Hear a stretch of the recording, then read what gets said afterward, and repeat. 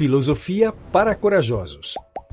A primeira intenção deste livro é ajudá-lo a pensar com a sua própria cabeça. Pensar filosoficamente sobre o mundo em que você vive pode ser bom ou ruim. Não há garantias de que você seja mais feliz porque pensa em sua vida filosoficamente, já que há uma controvérsia enorme sobre se a filosofia nos deixa mais ou menos felizes. Portanto, Pondé assegura que quem promete a você que será mais feliz com a filosofia é um mentiroso que só quer ganhar seu dinheiro.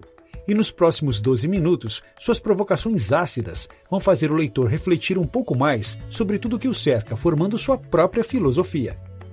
Por que Pondé se tornou um filósofo? O primeiro indício de que o autor deveria se enveredar para os caminhos da filosofia se deu quando ele ainda era um estudante de medicina. Lá ele perguntou a um professor como os pacientes viam o fato de que estavam indo em direção ao nada.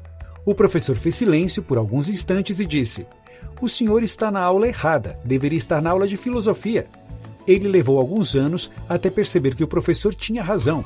Ainda assim, os anos na medicina não foram perdidos, pois formaram um longo trajeto passando pelo teatro e psicanálise até chegar ao patamar ideal. Quero ser livre quando penso filosofia em primeira pessoa como liberdade de pensamento e ação. A filosofia em sua própria língua ou em primeira pessoa é uma ideia de Friedrich Nietzsche, que viveu no século XIX.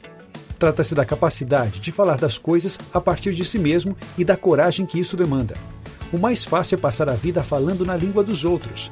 Falar na sua própria língua, para Nietzsche, era assumir sua filosofia trágica. Era se reconhecer como um filósofo trágico grego em plena Alemanha do século XIX. Era reconhecer como os trágicos gregos que a vida não tem nenhum sentido maior além de enfrentar o conflito que ela é, e quem sabe ser lembrado pela coragem e disposição a se elevar acima do banal. E a partir daí falar do mundo e para o mundo. Isso é filosofar com o martelo, como dizia nosso romântico. Muitas vezes, em filosofia, assumir a própria língua é se reconhecer numa determinada concepção de mundo e assumir seu lugar particular nela.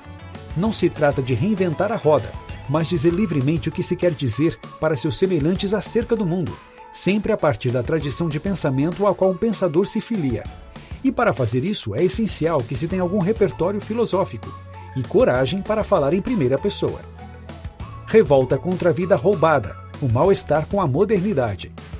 A forma mais fácil de descrever esse sentimento é lembrarmos quando nos sentimos um mero número numa cadeia produtiva, ou quando nos sentimos uma peça genérica nessa mesma cadeia. Já sentiu isso? Se não, é porque você é um daqueles privilegiados que trabalham a maior parte do tempo em algo criativo que faz sentido para você. A maioria só ganha dinheiro para sobreviver.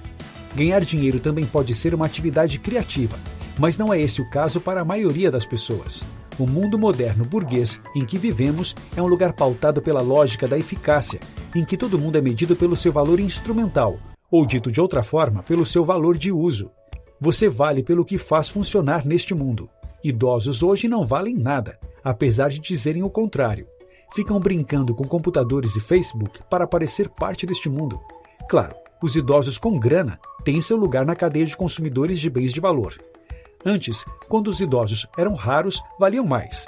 Hoje, que são muitos, seu valor está inflacionado, além do fato de que, com o avanço das tecnologias de informação, que eles desconhecem em grande parte, os idosos deixaram de narrar a vida. Narrar a vida significa ajudar os mais jovens a compreender a vida deles, a partir da experiência acumulada das gerações. Mas hoje, geração é coisa da publicidade e suas letras, X, Y e Z. O resultado é que os idosos, na melhor das hipóteses, acabaram virando um mercado de serviços para idosos e estão à margem da sociedade produtiva. Sorte de quem ganha com isso. Nosso coro particular de demônios. O que é um coro particular de demônios? É uma metáfora para falar de certas coisas que nos atormentam há milênios e a cada dia de nosso cotidiano. A filosofia, em sua origem grega, surge para concorrer com as religiões e seus mitos, na tentativa de responder a esse coro de demônios. Religiões e mitos existem, entre outras coisas, para explicar esse coro de demônios. Eles ecoam as principais perguntas a seguir. 1. O que estamos fazendo aqui no mundo? Ninguém tem a mínima ideia. Os mais religiosos e metafísicos, que acreditam em um mundo além da matéria, entendem que Deus, ou algo similar, sustenta tudo o que existe e, portanto, tem uma resposta. Para essas pessoas, estamos aqui porque esses seres superiores e divinos têm alguma forma de plano ou projeto para nós e para o mundo. Claro, Nós que estamos presos nesse cotidiano às vezes infernal, temos dificuldade de entender qual seria esse plano maravilhoso, mas aqueles que têm fé entendem que tudo dará certo no final. 2. Existe vida após a morte? Não há como ter certeza. O tema para alguns é de vida ou morte. Afora a ironia, essa é uma questão que atormenta muitos, porque para eles, se não existir vida após a morte, não há por que respeitar a moral. Uma vez que morreu, acabou. Logo, tudo é permitido. Por outro lado, se existir vida após a morte, pensam eles, podemos ser julgados por Deus ou reencarnar numa situação muito ruim, por causa das maldades que fizemos nesta vida. Normalmente, quem crê em vida após a morte o faz como forma de alívio da angústia da aniquilação absoluta que a morte parece significar. 3. Se Deus não existir, tudo é permitido? Decorrente da questão levantada acima, podemos levantar esta. Se Deus não existe, tudo é permitido? Essa pergunta famosa foi feita pelo personagem Ivan Karamazov, no romance Os Irmãos Karamazov, de Fyodor Dostoiévski, no século XIX. Essa questão decorre da anterior, porque a inexistência de Deus supõe que, uma vez tendo escapado da lei dos homens, uma pessoa estará segura de que não enfrentará nenhum outro juiz absoluto no pós-morte. Por isso, a imortalidade da alma associada à existência de Deus nos levaria à sustentação de um julgamento moral eterno. 4. Existe evolução moral na humanidade? A pergunta é controversa. Antes de tudo, porque não dá para ter certeza de fato. Não há como colocar a humanidade no laboratório de análise de comportamento. Não dá para fazer isso com um só homem, quanto mais com a humanidade. 5. Dinheiro compra amor verdadeiro? Essa pergunta é baseada na afirmação do dramaturgo e jornalista Nelson Rodrigues: dinheiro compra tudo, até amor verdadeiro. Experimente fazer essa pergunta num jantar com seus amigos psicanalistas, jornalistas e arquitetos, todos muito inteligentes. O grau de hipocrisia deles será proporcional ao modo enfático como negarão essa máxima rodriguiana. Nelson Rodrigues é um dos pensadores brasileiros mais consistentes e verdadeiros. Gente inteligente e bem resolvida costuma torcer o bico para essa pergunta, demonstrando que é movida a valores superiores à grana. Nunca confie em gente que afirma ser guiada por valores maiores que o dinheiro.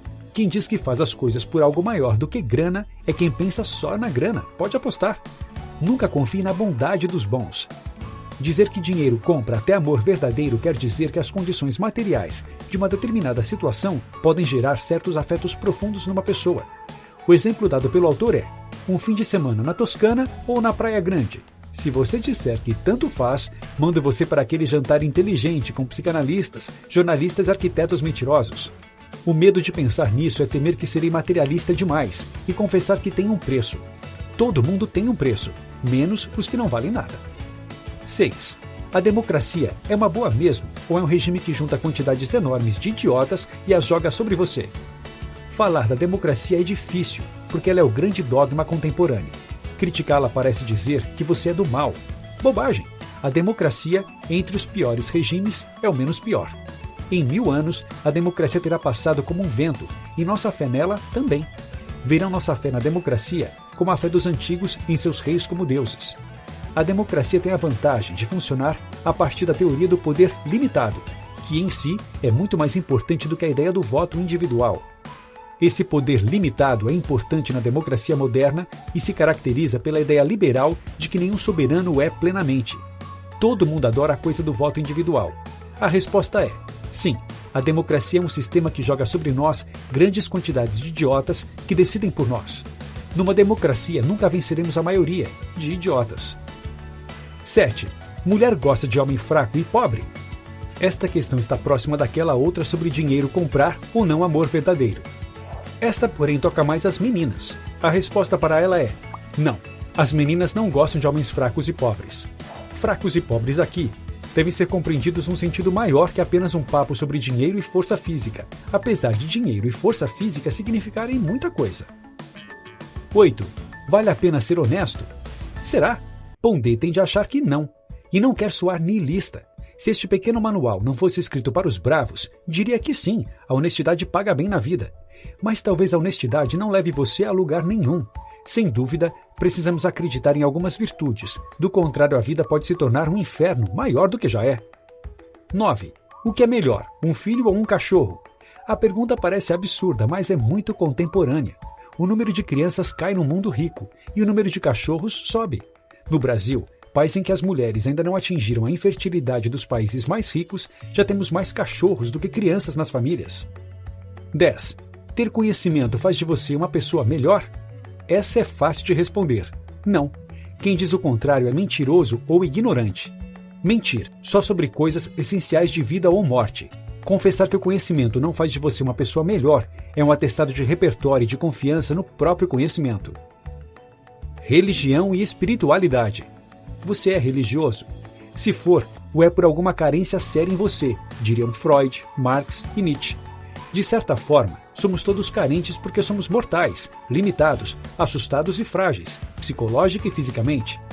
A carência a qual se referem os homens de conhecimento citados acima é, antes de tudo, uma carência cognitiva, carência de conhecimento. Diante da agonia da finitude e do fracasso iminente da vida, que acometem a todos em algum momento, o religioso seria aquele que não segura a onda e busca socorro. Essa ideia de que ser religioso implica alguma forma de carência cognitiva é comum entre pessoas que se julgam mais cultas. Há muita gente que não acredita em Deus, mas em bobagens como alimentação balanceada, espíritos indígenas, ciência, história, política ou em si mesmas. Pondé julga a crença em si mesmo a mais brega e ridícula de todas. Religião versus ceticismo, contra os picaretas do espírito. Ceticismo é um modo de ver o mundo nascido na Grécia Antiga que ensina você a duvidar de tudo. A palavra vem do verbo grego skopen e significa observar, ver com atenção. Um cético pode ser muitas vezes um pentelho, sobretudo se acreditar no ceticismo como última resposta a tudo. Afora esses chatos, o ceticismo é sim uma prática muito importante na filosofia e na vida cotidiana, porque pode ajudar você a escapar de muitos picaretas espirituais, políticos, afetivos e comerciais. Em alguns assuntos, a dúvida parece se sustentar com facilidade, e um deles é o campo desses picaretas do espírito. São gente que diz que pode salvar você de alguma coisa, mas quando fica doente vai ao médico e diz que o guia espiritual avisou a ele que agora era para valer. Em geral, pedem dinheiro para você de forma melosa, ou dizem que uma grande ameaça ronda você. Metafísica. A palavra metafísica tem pedigree na filosofia, seja para defendê-la, seja para atacá-la. A ideia de metafísica nasce com Platão, com seu mundo das ideias perfeitas e imateriais, a partir das quais nosso mundo da matéria teria sido feito como uma cópia imperfeita e corruptível. Para Platão, as imperfeições do mundo e da vida seriam fruto de incompetência do demiurgo, um deus que inventou este mundo copiando as ideias eternas e plenas do mundo das ideias. A consequência, ainda que ele nunca tenha usado a palavra metafísica em sua obra, pois quem usou foi Aristóteles, foi fundar todo um campo de reflexão acerca do imaterial, invisível e eterno, coisa que judeus, cristãos e muçulmanos adoraram quando leram, porque viram nesse mundo a cabeça de Deus, ou no mínimo sua casa. O sobrenatural. Ainda estamos no terreno da religião e da metafísica quando falamos de sobrenatural.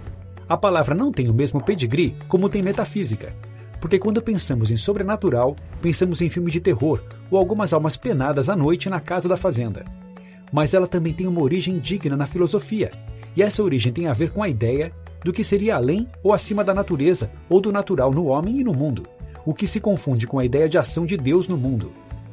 Podemos dizer que a palavra tem um significado na filosofia e outro nas religiões, sendo o primeiro mais ligado à ação de Deus no comportamento humano por meio da graça divina, e o segundo mais ligado a crenças espíritas que associam o sobrenatural a manifestações de espíritos desencarnados no mundo dos homens. Deus existe? Se você apostasse que Deus existe e vivesse seus poucos anos aqui levando em conta a vontade de Deus e tivesse uma vida sem graça porque santinha, e Deus não existisse, você não realizaria a perda porque morreria e sua alma deixaria de existir. Logo, você não tomaria consciência de que fez uma aposta errada. Se você apostasse na existência de Deus e ele existisse, aí você seria recompensado com uma eternidade de leite e mel, bem ao contrário daquele descrente que não quis se limitar nesta vida, mas acabou por amargar uma eternidade de sofrimento. O erro na aposta da sua existência seria muito mais terrível do que o erro na aposta da sua inexistência. A perda aqui seria muito maior que uma vida sem graça e santinha em nome de um Deus inexistente, uma vez que sua alma acabaria com o corpo e não tomaria consciência de sua aposta errada. A fé não é fruto de uma causa racional. Não chegamos à fé pelo uso da razão e seus argumentos. Assim, de nada adianta o uso da razão em assuntos da fé. Você pode ver pessoas brilhantes, que têm fé e estúpidos que se acham o máximo porque não creem em Deus. O homem é um ser racional? Pondé não acredita. Para ele, a fé em que o homem seja um ser racional é uma bobagem recente. Qualquer hegeliano ou marxista de plantão diria que só com a emergência do mundo moderno burguês, que precisa de uma sociedade racionalizada em seus processos para que o dinheiro circule com segurança de retorno ainda maior, é que o homem começou a querer se ver como um ser plenamente racional. A ideia de que o homem é um ser racional vai bem com a ideia necessária no mundo burguês de que ele é autônomo. Mas tanto a racionalidade quanto a autonomia são uma pequena parte da vida humana, ainda que não devamos buscar mais racionalidade e mais autonomia da vida. Kant estava certo em defender a noção de maioridade como sendo a capacidade humana de assumir suas decisões a partir de um esforço de autonomia e racionalidade. Nem sempre isso é possível. Materialismo. Essa palavra significa duas coisas em filosofia. A primeira e mais antiga e mais importante data da Grécia e quer dizer o seguinte: tudo o que existe é feito de átomo, e quando morrermos tudo acabará. A segunda, mais recente, filha da tradição sociológica, quer dizer que o mundo do pensamento, dos afetos e das instituições pode ser explicado pelas relações materiais que se tem em sociedade, tais como modos de produção, comércio, guerras, instituições e por aí vai. Um exemplo simples disso seria: se você anda de ônibus, você ama de um jeito. Se você anda de helicóptero, você ama de outro jeito. Entendeu? Amor aqui seria a função do modo como você se desloca no mundo, que por sua vez seria a função de quanta grana você tem, que por sua vez seria a função do seu lugar na cadeia produtiva de bens, ou seja, você é agente ativo ou vítima passiva. Moral ou ética. Para a maioria, ética é o campo das normas de conduta, enquanto moral é a parte da filosofia que reflete sobre hábitos e costumes. Ambas são as duas coisas ao mesmo tempo, porque faz parte da reflexão sobre hábitos e costumes pensar sobre as normas que devem regrar esses estilos de vida. E mais, não existem hábitos e costumes que não sejam permeados de normas, muitas vezes quase automáticas ou espontâneas. O que são hábitos e costumes? Generosidade, coragem, justiça, disciplina, entre outros. Para Aristóteles, os bons hábitos e costumes deveriam ser praticados a ponto de se tornarem uma segunda natureza, portanto automáticos ou espontâneos, como eu dizia acima. A escola moral mais antiga é a de Aristóteles, conhecida como moral das virtudes ou do caráter. Para ele, ao longo da vida individual e da vida coletiva dos povos, desenvolvemos hábitos e costumes que nos definem como seres morais. A questão é que esses hábitos e costumes não são tão variados assim como se pensa quando se trata do valor deles para a vida moral de uma pessoa ou grupo. A ética dos valores. O que são valores morais? Todo mundo fala, mas ninguém sabe ao certo. Uma dica: quando você ouvir alguém falando muito de valores isso, valores aquilo, cuidado, ele vai bater sua carteira. Outro papo comum hoje sobre o tema valores é: ninguém hoje tem mais valores. O interessante dessa ladainha é que, ao mesmo tempo, quem lamenta a morte dos valores é o mesmo que acha que tudo deve ser novo e dissociado do passado. Valores só existem quando existem condutas bem marcadas por expectativas sociais que herdamos para além de nossa vontade. Essa moçada pensa que valores são coisas que você escolhe, como um desodorante ou uma banda de música. Marketing de comportamento ou marketing moral. Há uma novidade no mundo contemporâneo em relação ao tema da moral. Primeiro é usar a expressão comportamento em vez de costumes ou hábitos. É mais chique falar em comportamento do que em ética. Até faz sentido, porque a palavra ética hoje em dia é como a palavra energia.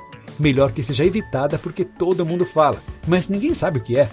Há algo mais nessa ideia de marketing de comportamento. A substância da moral pública sempre foi a hipocrisia. Portanto, não há nada de novo em se tentar fingir virtudes que não se tem. Mas hoje perdeu-se essa consciência de que toda moral pública é hipócrita na sua essência. E por isso as pessoas que fingem ser do bem não são percebidas como hipócritas. Nunca na história da humanidade fomos tão mentirosos como hoje. A ideia de que fazer propaganda da própria possa ser levada a sério é ridícula.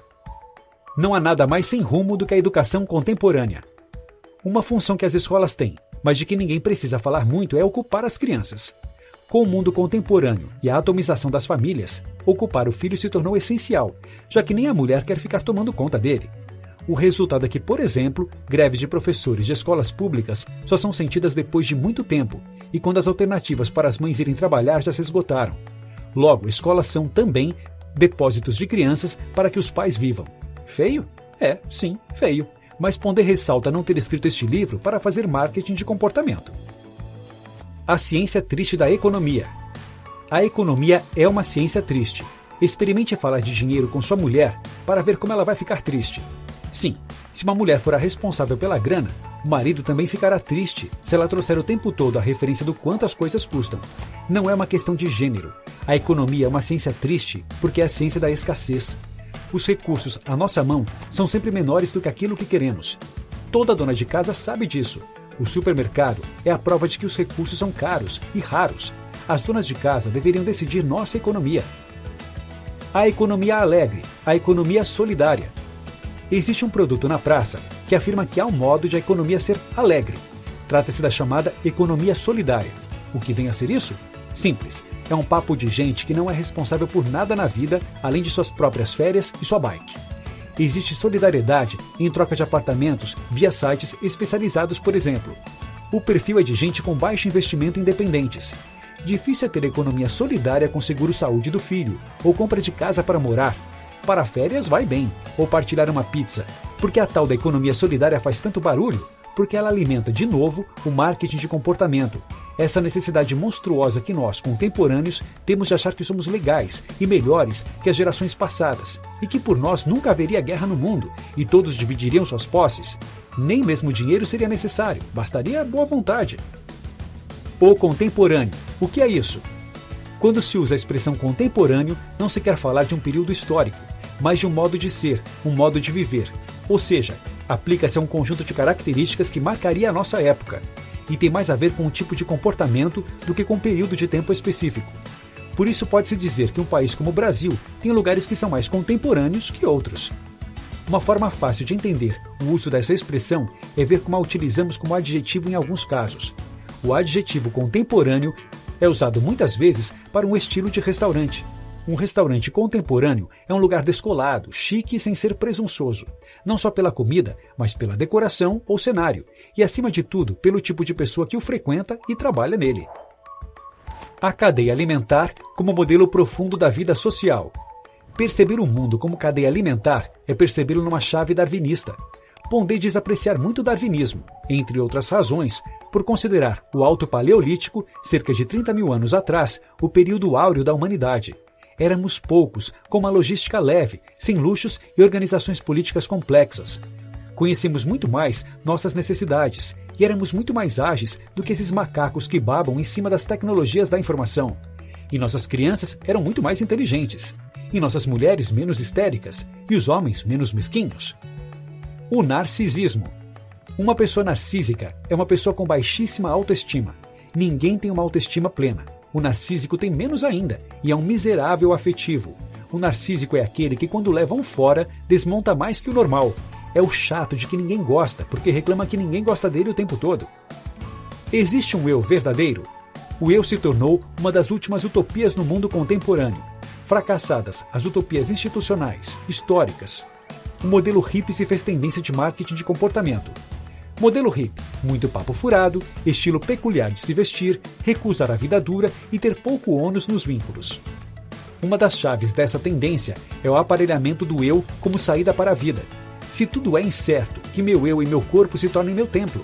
Daí a pergunta: existe um eu verdadeiro que devemos buscar como refúgio para uma vida tomada pela contingência de tudo? Ou seja, existe um eu verdadeiro a salvo de uma vida onde nada seja garantido? Uma cultura de direitos e não de deveres. Se pensarmos no que diz a Generation Me, muitos jovens têm sido educados sob o manto de que a vida dá certo e a felicidade é um direito. O fracasso e o ressentimento seguem seu curso quando a idade chega, e a realidade mostra seu enorme grau de indiferença para com todos nós. Temos mais deveres do que direitos em nossa passagem por este planeta. É possível um mundo em que todos são iguais? O blá blá blá da desigualdade social. Outra mania do mundo contemporâneo é a história da justiça social, o que hoje é chamado de o problema da desigualdade. Só haverá igualdade social quando todos voltarem a ser pobres, como sempre fomos. Países como Suécia e afins só têm uma grande classe média rica, porque o Estado distribuiu durante muito tempo a grana que ganhou fora da Suécia, e em lugares onde a desigualdade poderia existir. Veja bem, o mundo é uma merda e sempre foi, mas o capitalismo deixou um pouco menos pior em termos materiais, apesar de que continua em grande parte uma merda. É bom viver tanto tempo assim? Os traumas da longevidade. Nunca estivemos tão longe do valor dos idosos. Ao contrário, os jovens, com sua inexperiência, arrogância e seu conhecimento de iPhone, são a referência dos mais velhos. O mais ridículo é que, ao lado da longevidade técnica alcançada, foi o apodrecimento, e não o amadurecimento, que se instalou como marca do envelhecimento no mundo. Não se amadurece, perde-se o prazo de validade, mesmo com saúde. Longevos correm o risco de um dia parecerem um bando de zumbis sem lugar no mundo, em que ao mesmo tempo que você pode viver 90 anos com saúde, você já começa a envelhecer aos 25, desesperado por causa do colesterol, da estria e das rugas. O silêncio do mundo. Uma das principais indagações acerca do futuro da felicidade humana vem do evolucionismo. Será que uma espécie que não evoluiu num ambiente de felicidade, como realização do desejo individual, suporta essa guinada em direção ao átomo moral que é o sujeito? Nossa evolução se deu num ambiente de deveres e não de direitos. O próprio sucesso do capitalismo aconteceu graças à moral dos deveres e não dos direitos. A felicidade do indivíduo nunca foi critério para a sobrevivência da espécie. O bando original, cuja última representação é a família, também em processo de dissolução, deixou de ser a referência. A nova referência é o sujeito e seus gostos. Notas finais. As provocações de Pondé são essenciais para nos fazer parar e pensar em uma série de comportamentos corriqueiros. Passamos o dia a dia sem refletir sobre questões importantes e vivemos como que em piloto automático. Em Filosofia para Corajosos, o incentivo a pensarmos com nossa própria cabeça é o maior legado de um dos filósofos mais populares da atualidade.